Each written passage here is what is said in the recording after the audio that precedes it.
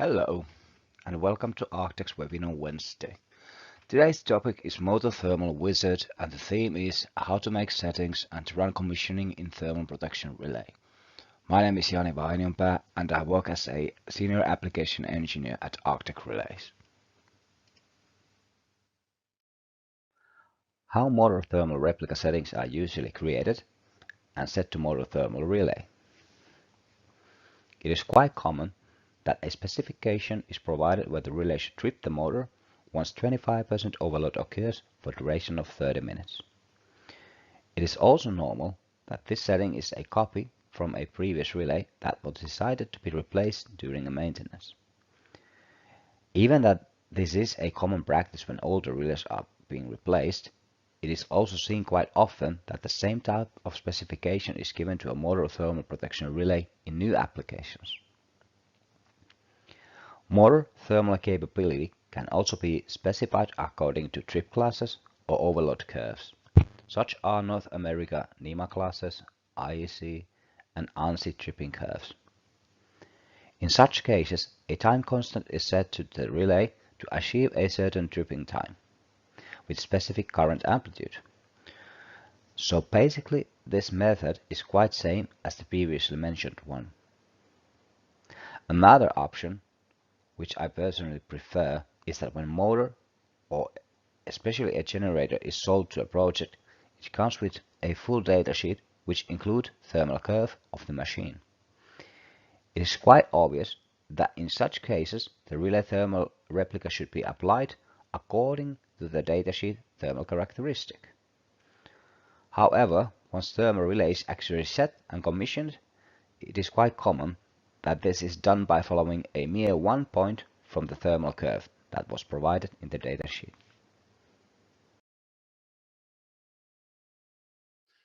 Let's have an example where customer has stated that the motor should be tripped in 200 seconds once 25% overload occurs.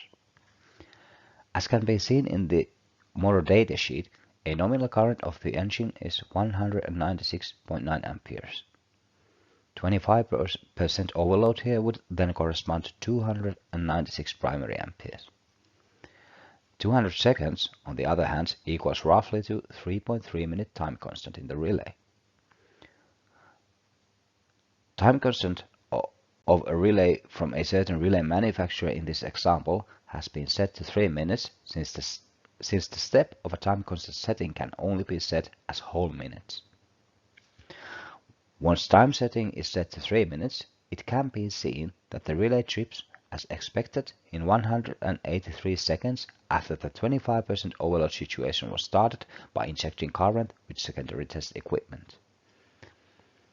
According to the Thermal Wizard tool, the relay should trip based on 3.3 minute time constant, that equals to 200 seconds, but time constant setting in the relay has 20% difference.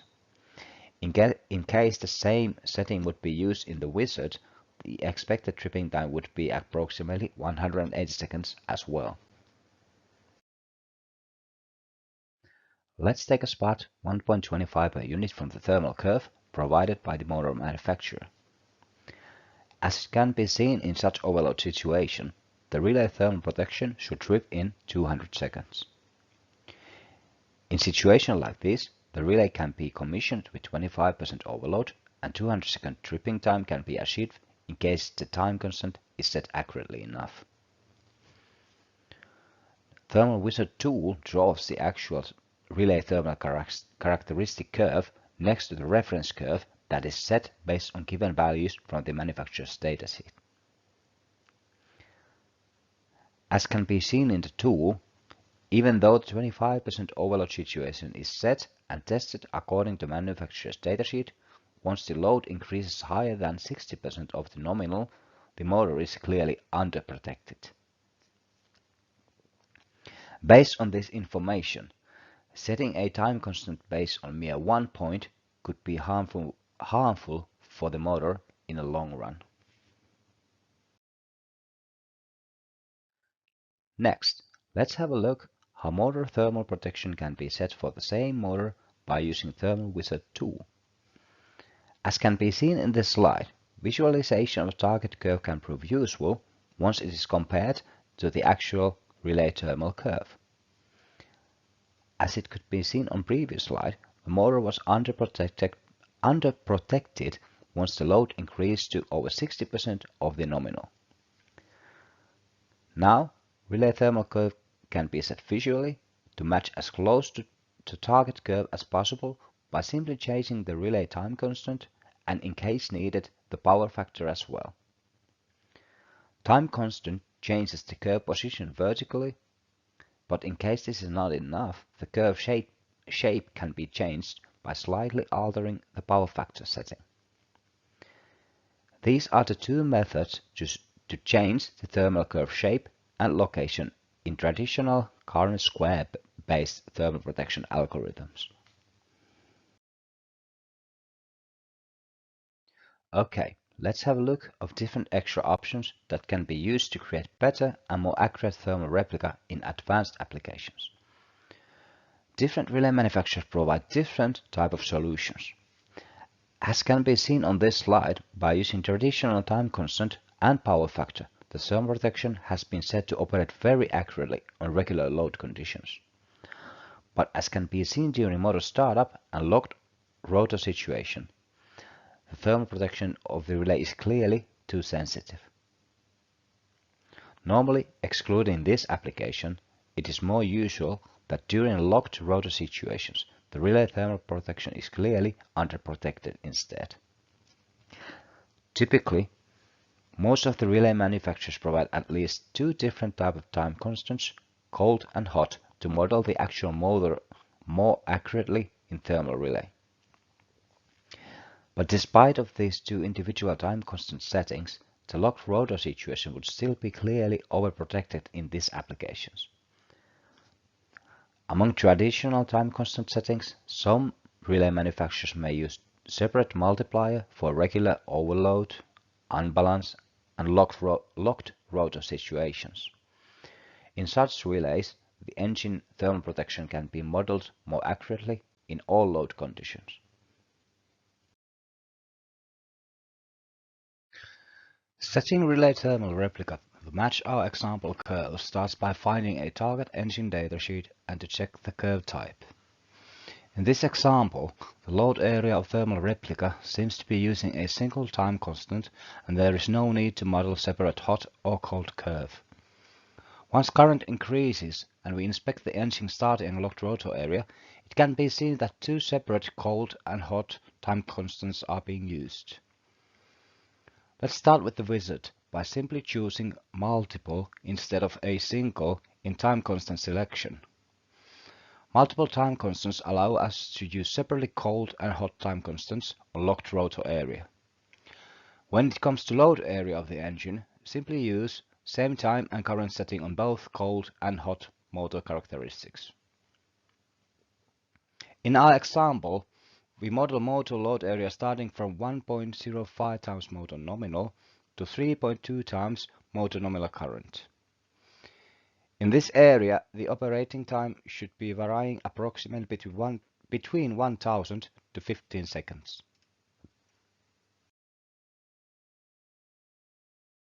Since locked rotor area of the motor characteristic curve differs significantly from the load area of the curve, to better model the temperature in this area, the curve artificial intelligence function should be enabled.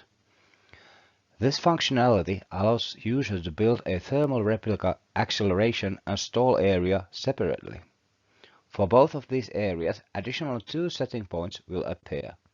So in total, additional 4 points can be set for both cold and hot curves. According to the engine datasheet, the locked rotor area operates between 3.2 to 6.5 times the nominal current of the engine. Cold curve operating time should be set starting from 55 seconds and it decreases down to 14 seconds. Hot curve instead is set to 50 to 12 seconds. This concludes setting the target curve for our thermal replica. Next we need to adjust the relay curve itself as close as possible to our set target curve in the wizard tool. To adjust the relay curve, you need to alter the cold curve and hot curve tau settings in the wizard. In this example, both cold and hot go tau should be set to 2.2 minutes. Pickup current determines that at what point the relay may eventually trip. In case the pickup current starts from 1 per unit, the relay will at some point eventually trip at the nominal load. In case setting 1.05 is used instead, the area between 1 and 1.05 is cut out from the curve and the relay will not trip at that area anymore. As cold and hot go tau affects to the vertical location of the operating characteristic curve in the relay, it is also possible to alter a bit the actual shape of the curve itself by adjusting engine power factor setting. To adjust the locked rotor area of the engine while the curve intelligence is set on, set the minimum locked rotor current to match the target, which in this case equals 3.2 times nominal of the engine. Set also nominal starting current and maximum locked rotor current. Safe stall time for cold and hot stator is calculated based on nominal starting current. In our example, we reach the target curve by setting safe cold stall time to 54 seconds and safe hot stall time to 45 seconds. This concludes setting of the thermal replica of our example three-phase squirrel cage and motor.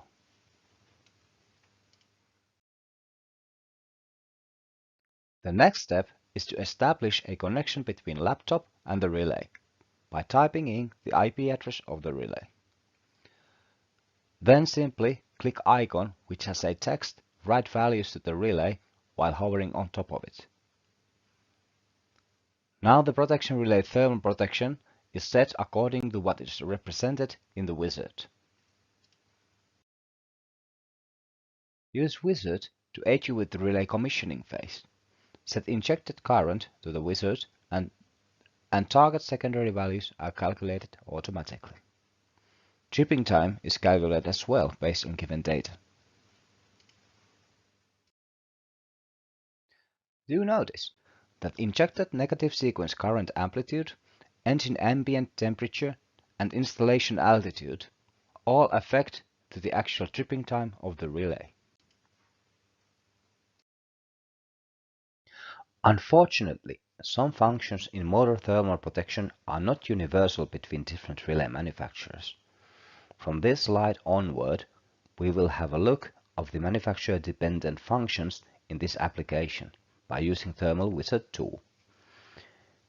It is possible to model thermal curves of the relay by using hot and cold time constants separately on load and locked rotor area. This is possible due to the relay inbuilt curve intelligence functionality. In general, the thermal relay current amplitude consists of three phase currents, current harmonics up to 31st harmonic, current negative sequence component, ambient temperature, and installation altitude. All these combined create the through total current component that heats the engine. Save and load Thermal Wizard settings to project folder and write settings directly to the relay. Thermal Wizard tool also has an inbuilt user manual.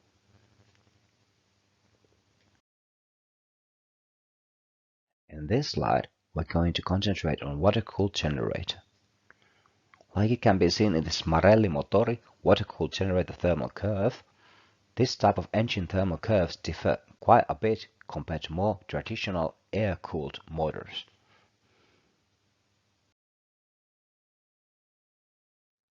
Here, on the left side, we'll see how modeling a water-cooled generator works by using traditional current square-based logarithmic equation.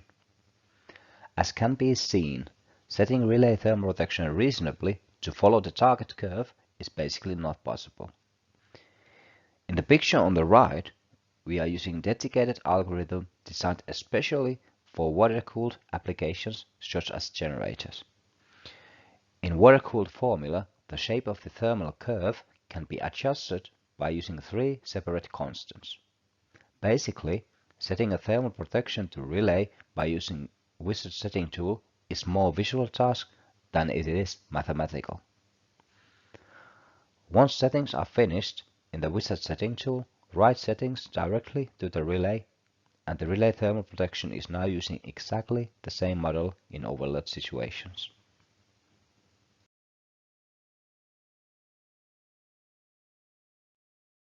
Setting a water-cooled target curve to the wizard is more straightforward than setting a traditional thermal characteristic curve. Target curve is only set based on setting points, and there is no need for separate cold and hot curves, or time constants. In our example, the target curve is set between 1 time nominal current and up to 3 times nominal current of the engine. The operating time alters between 100,000 seconds and 10 seconds. Instead of using a single or multiple time constants and power factor setting, the water-cooled protection mode has 3 separate settings to adjust the relay thermal curve. These settings are called machine low and high load current and vertical time adjuster. In our example generator, these 3 values should be set as follows to values 200, 7 and 10.